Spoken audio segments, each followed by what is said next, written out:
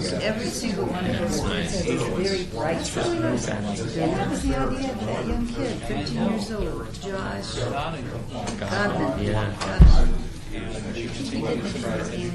we did.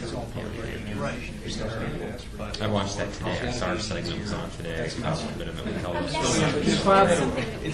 Adriana did good. I mean, you saw her shit.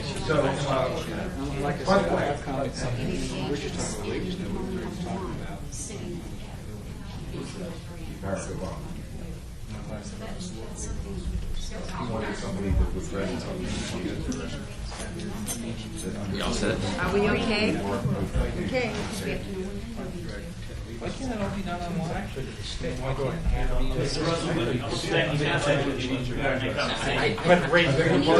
We're going to be back in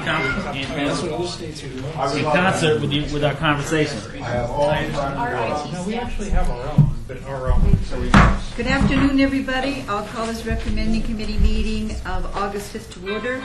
Are we in compliance with the open meeting law? Yes, we are. This meeting has been posted in various locations throughout the city.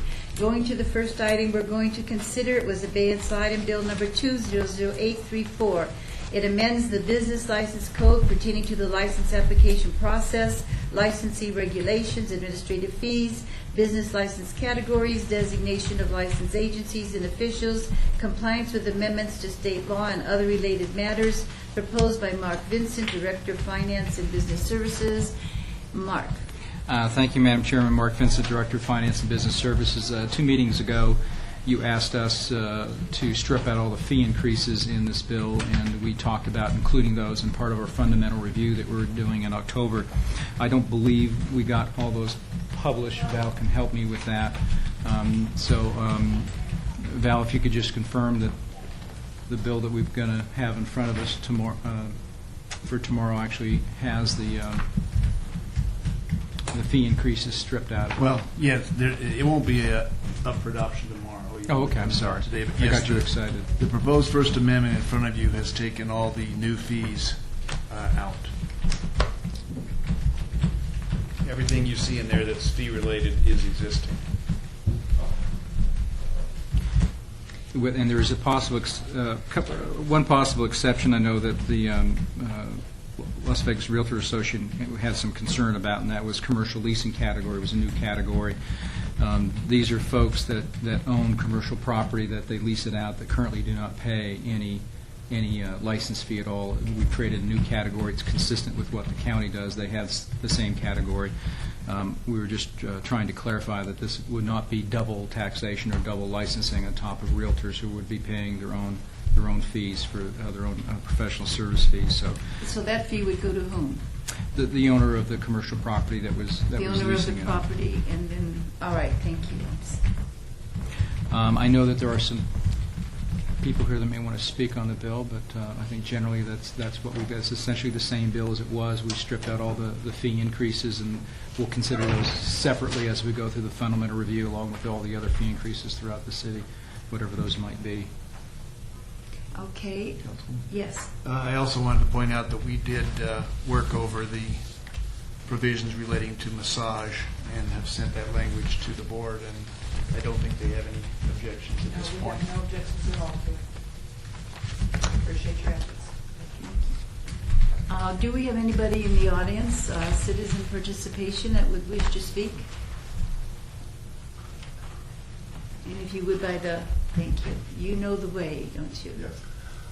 Good afternoon, Councilwoman Tarkanian. You are still Chairwoman, yes? Yes. And Councilman Barlow. I'm fully aware of and do understand exactly what's going on here, who is involved and why it's being done, and I most heartily recommend approval. Thank you very much. Thank you. Anybody else in the audience who wishes to speak? Yes.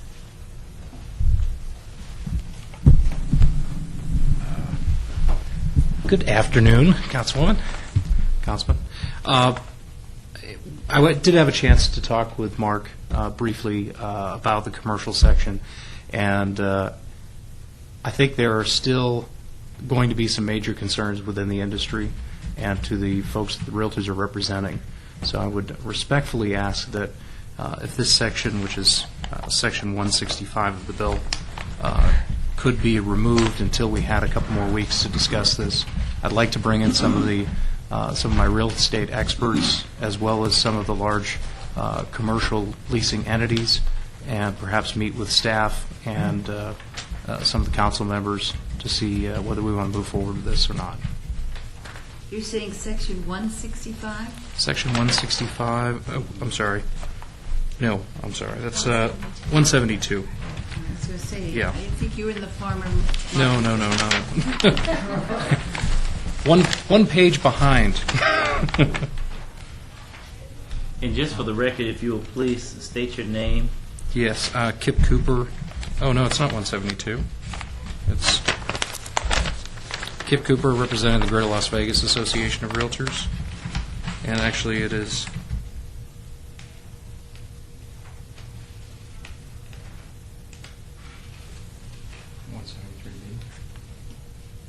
167 through 169.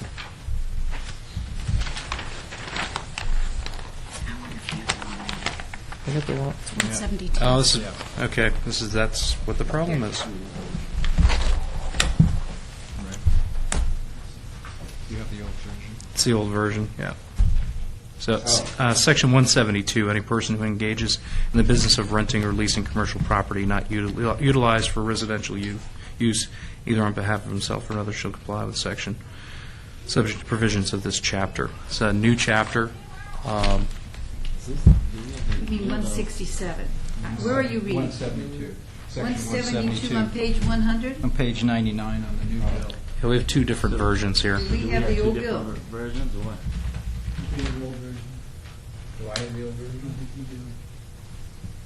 Because 170. I think what he's referring to are sections in the proposed First Amendment, sections 166 through 169. Is that the current one then? Is this the? The one in front of you, yes. Is current. Okay, so it would be 166 on our current one. Correct. And maybe 172 on yours, but on this one it's 167. Okay. 66. Well, the two versions are different, but the language remains the same. This is giving us a little bit of heartburn. I think when we had this discussion 2 weeks ago, and we were informed that the fees would be put in abeyance until we had some time to collectively look at it, we had certainly thought that this section was going to be part of that. It's a rather significant fee. The business impact statement didn't break it out specifically, but we're looking at over $300,000 worth of new revenue for the city as a result, and I think that there should be a little more input from the industry before a decision like this is made. Yes. Let me just point out, the reason we didn't indicate that was a fee that was going to come out is right now, anybody who's in business in the city is subject to the default license fee. And what has happened is certain groups haven't been collected from, so this was an attempt to identify them specifically and put them in their own chapter and reaffirm that they are to pay a gross-based license fee. If you take these provisions out, they're still in business. They're still subject to the gross license fee. So I don't know that it accomplishes what he would like for you to take them out. But certainly they won't have their own chapter if you take it out.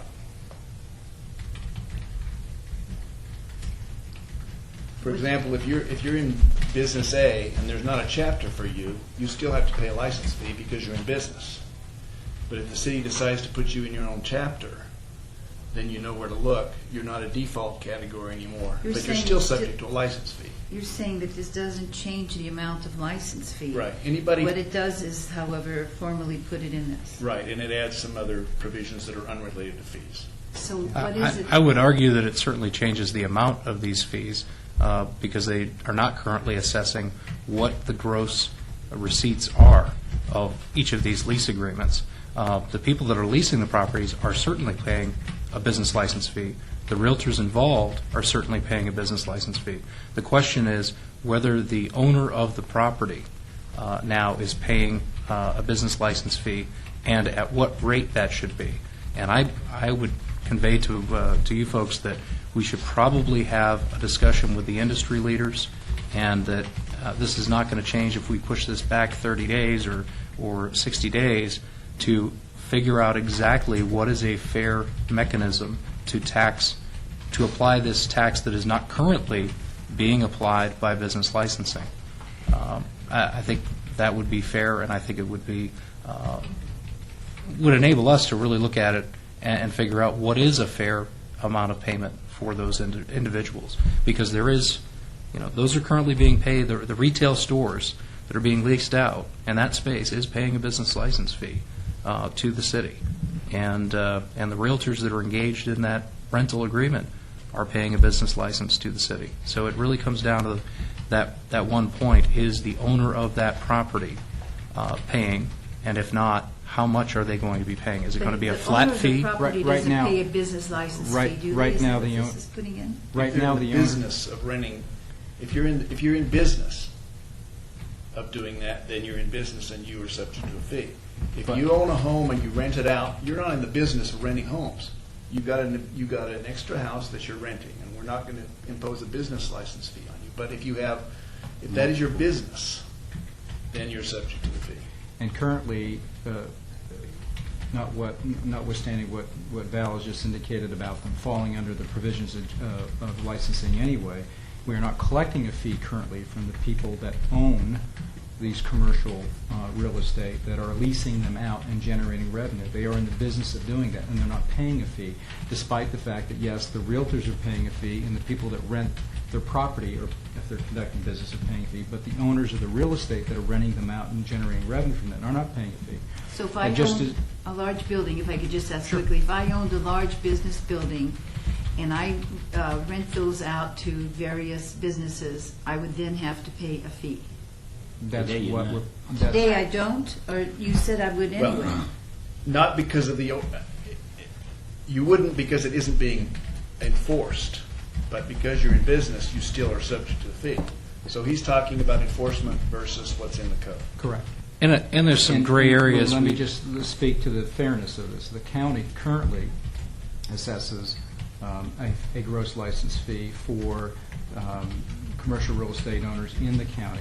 Their fee schedule is practically identical to the fee schedule that we're proposing here. So we already have a precedent set in our neighboring county that they're charging this fee. They have spelled out separately, and we're simply proposing to adopt that, clarify, to avoid any confusion about what the fees are and how we're going to assess them.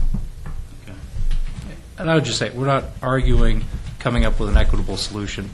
I would just like to request that the council gives us time to bring the players in and have at least a buy-in to this and look at the methodology of it, because it's not currently happening. It's not going to kill the city to hold off for 60 days or 30 days, and it is going to enable us to make sure that the practice is fair and implemented in a way that all of the industry leaders can buy into. Is there anybody else in the audience who wishes to speak?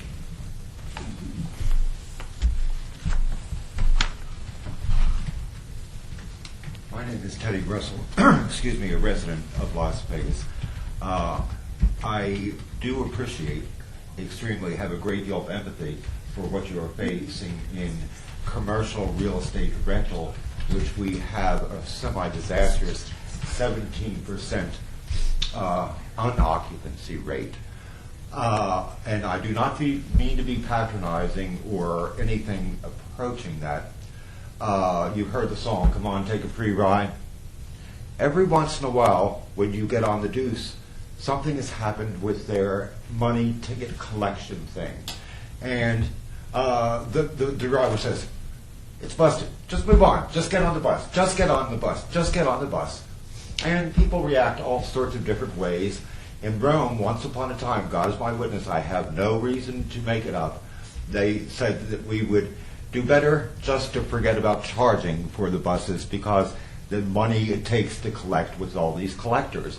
Once the buses were free, people refused to ride because they proved that they had no value.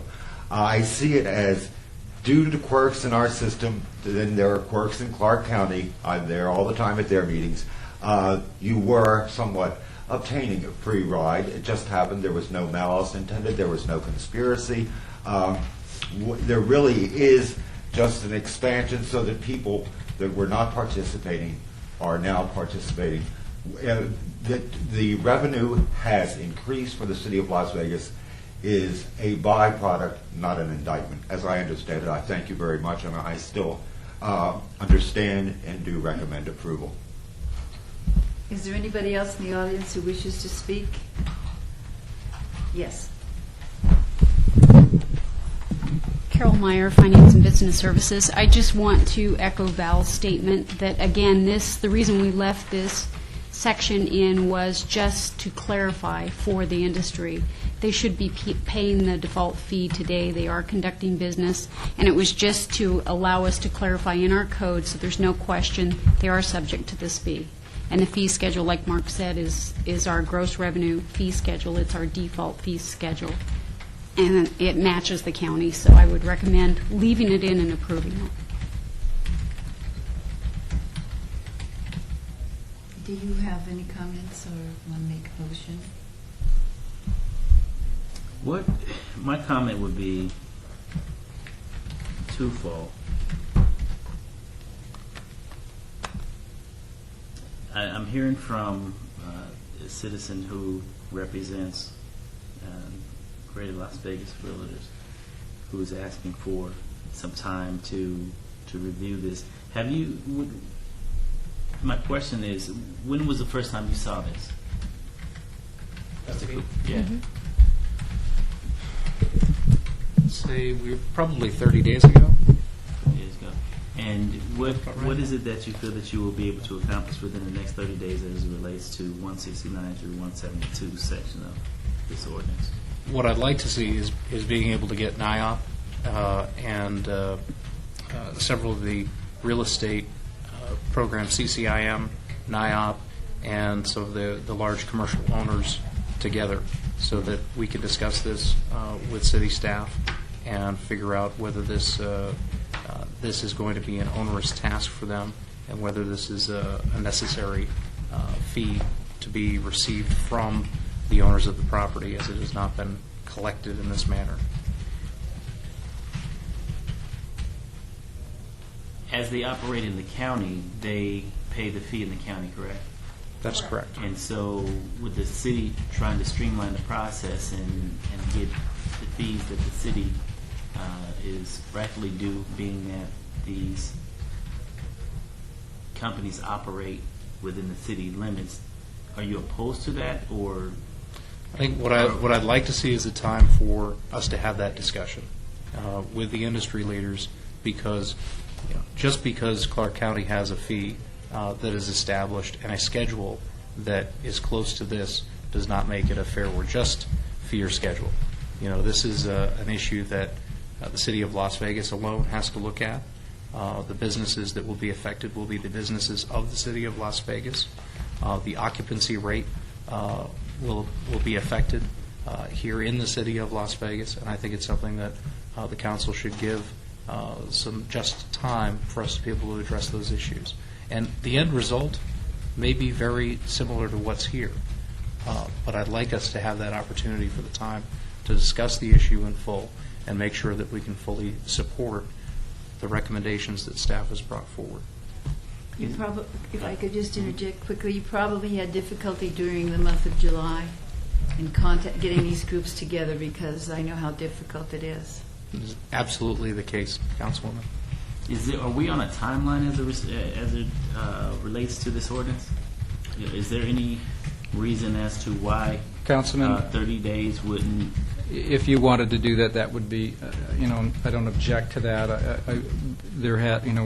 We've been here 30 days ago, and we're here again today. The issue for me is that we believe, as Val already opined, that they are already liable for this fee schedule already. It's an issue of enforcement, and so rather than just run out and try to enforce it, we tried to clarify it by saying something that to us was obvious, that if you were doing business in the city of Las Vegas, falling under the gross license categories, you have to pay these fees. Correct. By calling them out more specifically, we thought it clarified it, and then we would have some basis to go out and enforce it. But as far as I'm concerned, we could enforce it today. We wouldn't do that if you wanted to obey this for another time period, we would obviously forestall any enforcement of what we interpret the code to say today and wait. Would there be any retro, or would you begin from the date in which this ordinance was imposed by the council? It was our intent not to go retro, and I think that would be my consistent intent. I don't think I'd change that intent. We would Okay. not go retro. Okay, and then my recommendation, my comment, and then my recommendation. My comment is this, that I believe that from a city perspective, we are charged with the responsibility of capturing what is already due according to our ordinances and policies of how we run the city. So getting in line with where the county is, I'm in agreement to that. However, I do want to provide at least a level of openness and communication in the event that there is something that we may have missed, or a concern that the leaders in the community will have an opportunity to bring forward. I believe that we should provide that level of access. So my recommendation will be to obey this item for 30 days and bring this item back after discussions with those individuals such as the NAIOPS and the Greater Las Vegas and the other representative you mentioned also, Mr. Cooper. So that will be my motion at this time. Will be to hold it 30 days and then we'll come back to with a recommendation at that time, a formal recommendation. Yes. I was wondering, Mark, does it matter? Would it matter to you if we did that, or if we pulled those sections out and proceeded? Do you have any preference? My preference, if we could, Val, would be to pull those sections out, the defaults to the previous language, and at least, and then my commitment to KIP is we wouldn't then do any enforcement or until such time as we brought probably a new bill. Would you be suggesting, Val, is we bring back a new bill Yes, with specific language? So what you're, And that wouldn't have Would that any, be- that wouldn't have any impact on this current bill going forward. so what you're Yeah, we saying did. is pull those Be sections. very pleased to see the that rest of the happen. bill could move forward, and then we could come back and With the other sections. With a unique bill just for the commercial leasing. just for those sections. Did you want to Okay, change it? then I'll change my motion to pull, and I'm not sure, should I read from the old ordinance or the new ordinance, Mr. Benson? You read from whatever Val tells you to read. Why don't you read from the proposed First Amendment? We 169 through 172? 166 through 169. See? Okay.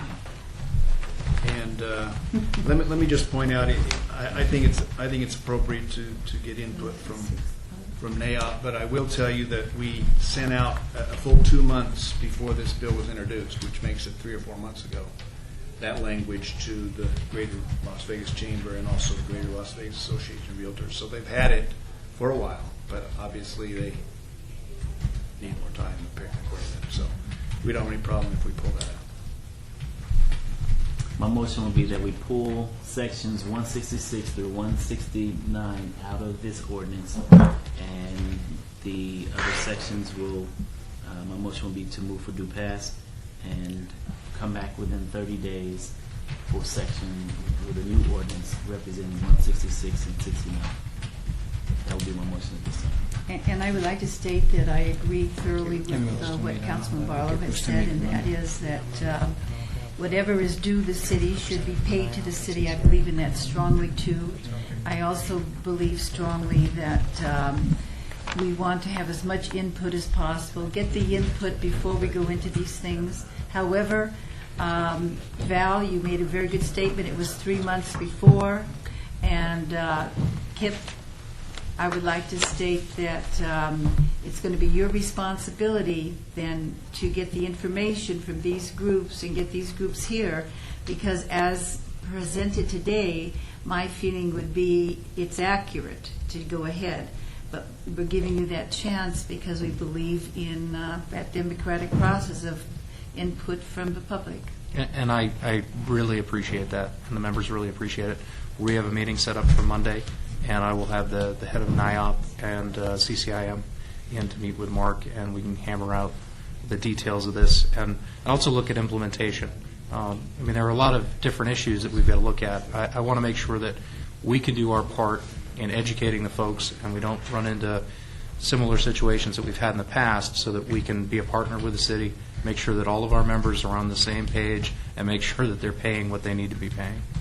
All right, all in favor of Councilman Barlow's motion, say aye. Aye.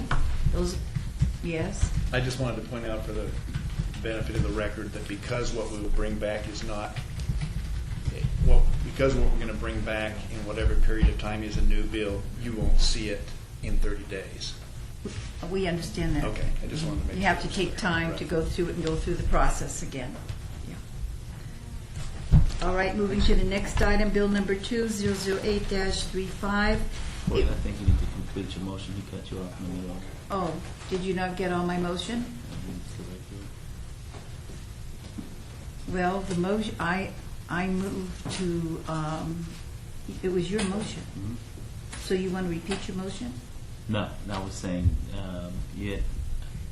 All in favor? Is that what was missing? Right. All in favor? Aye. Aye. Sorry. Bill number 2008, thank you.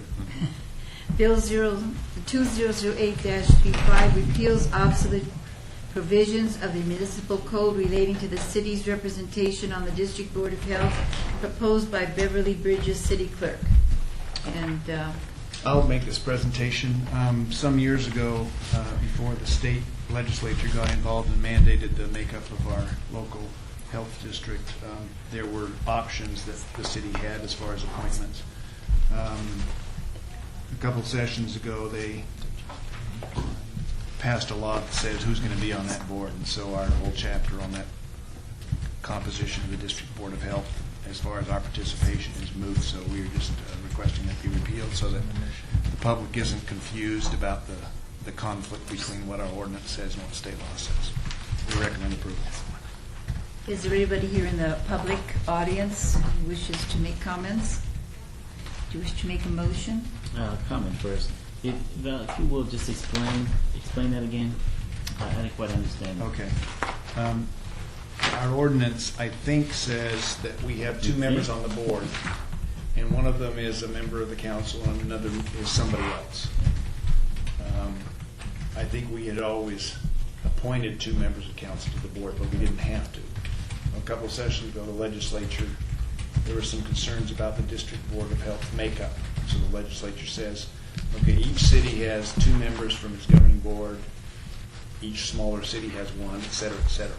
So it renders all of our ordinance on the subject completely irrelevant, inaccurate, and so we're just recommending that it be repealed so that people don't go onto the website or into our code book and see something that's not right and wonder why it's wrong. Correct. Okay. Thank you for the clarification. Did you want to move? I'll move to approve. All in favor? All in favor? We had our pattern going, so I didn't know if you wanted to make it. Aye. Aye. All right, we'll move to the next item. Bill number 2008-36, granting a franchise agreement to AGL Networks LLC and setting the purpose, character, term, time, and conditions of the franchise agreement, proposed by Mark Vincent, Director of Finance and Business Services. Mark? Again, Mark Vincent. Madam Chairman, this is another in a line of several right-of-way franchise agreements. AGL wants to have access to our right-of-way to install some facilities. This is an order. I know that there's always an issue with respect to pulling of permits and notice, and I just call to your attention Section 11 and Section 12 of this agreement on pages 9 and 10 is where you would find the provisions that require the franchisee to get proper permits, to get proper notice, and to also specifies in Section 12(5) the hours of work, for example. And so this always becomes a matter of enforcement when we have somebody working outside of the provisions of the franchise agreement. But all those provisions are there, and we recommend approval. And Chris Ware from my office is here. And by the way, next time you see Chris, he will be with the city attorney's office. Mm-hmm. So a slight change there. To the motion, no doubt. Stepping up in But life. not yet in the matter of time. How much money are you receiving for this?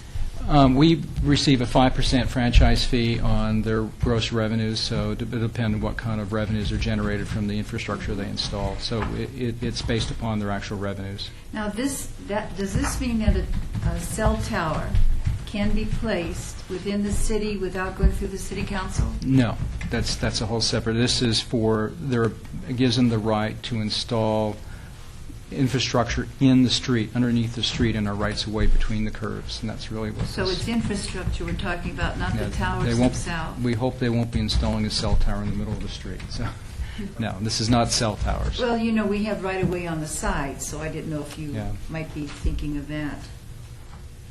And we have a big problem in our ward with that. Yep. And again, I know that we've had problems with franchisees in the past, but usually that's a compliance issue, forcing them to comply with the provisions of the agreement, and it's not necessarily anything wrong with the agreement itself. And this has been a standard agreement that we've used, and every now and again we have an operator or a franchisee that's a little off-center, and we just have to pull them, bring them back in. Well, it said telecommunications service, so it was sort of general. Right. And I just wanted to have it on the record then that this does not include cell towers. That is correct. Yep. And any digging of the streets will be placed back in their original, or if not, better condition, right?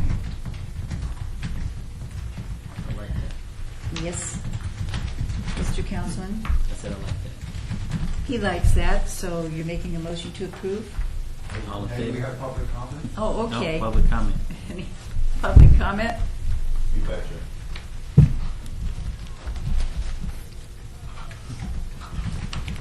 My name is Teddy Russell, a resident of Las Vegas. I'm having so much fun today. I'm going to do something I have never done because I'm supposed to know everything all the time. First of all, it is necessary that I disclose that I'm fully vested in the new AT&T. More locations, more bars, and more places than any other communication company. That was just for Mayor Goodman with the little gin glass. My pension is AT&T. I never asked what the acronyms mean. What does AGL stand for? Chris, do you? Yeah, I'm looking it up. Is it in? Utility to the city of Las Vegas and our citizens. I believe they're a gas company. Actually, the complete name, the name of the company is AGL, it goes no Networks. further. Correct. And it stands for nothing then. I Stand for don't know nothing how but they we fall for. I'm name just it. giving you a hard time. Name. What is CPCN? Section 6, business license fees and taxes, Section A. At all times which the company is authorized to provide telecommunication services to the city pursuant to a CPCN. Company shall maintain valid. That acronym stands for a Certificate of Public Convenience and Necessity, CPCN. That is a document they get from the Public Utilities Commission, which tells us this company has come, they've applied, they've been approved, and they are now authorized to provide telecom services within the state, or in this case, within the city. Yes, as I understand it, it's a replication, rather standard. Now that I have some of the acronyms, I see this as routine. It's sort of a cookie cutter item, and I do recommend approval. Thank you very much. Thank you. Anybody else from the audience?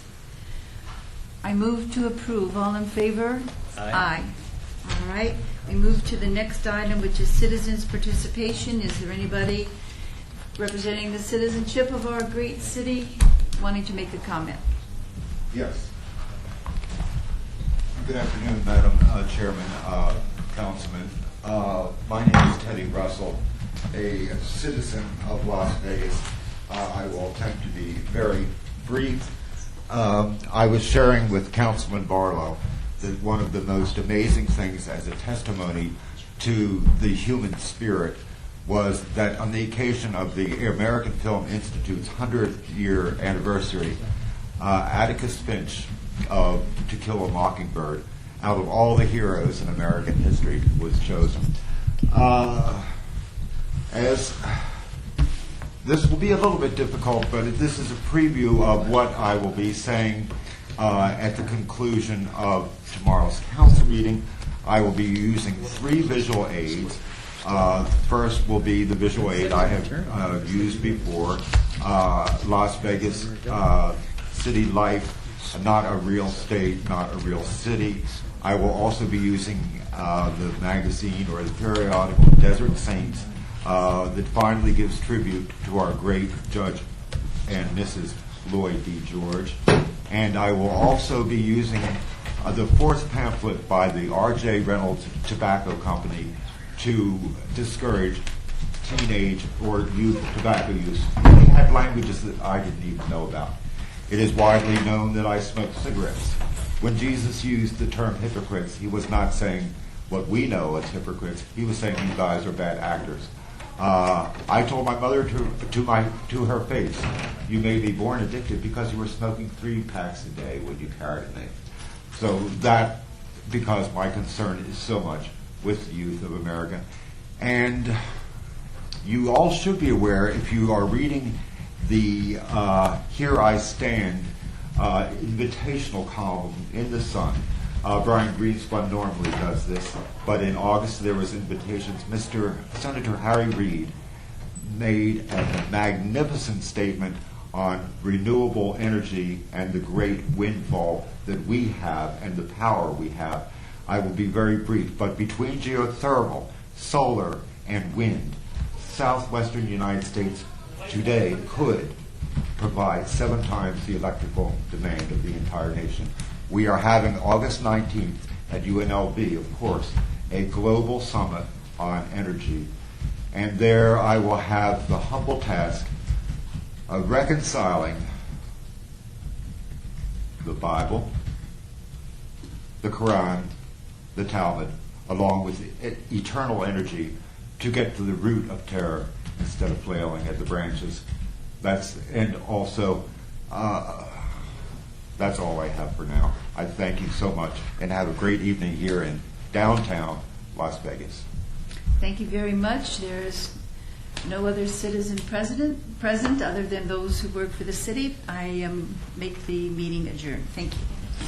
And what I failed to mention is there is a book called Ornament of the World about how the Jews, the Muslims, and the Christians operated in beautiful harmony and productivity in ancient Granada and Sudia. And You're a very well-read person. if they could have peace and flourish and play and laugh and love together, then it can be done We again. can do it now. I keep Yes. hoping. I keep hoping. Golda Meir said, the only thing required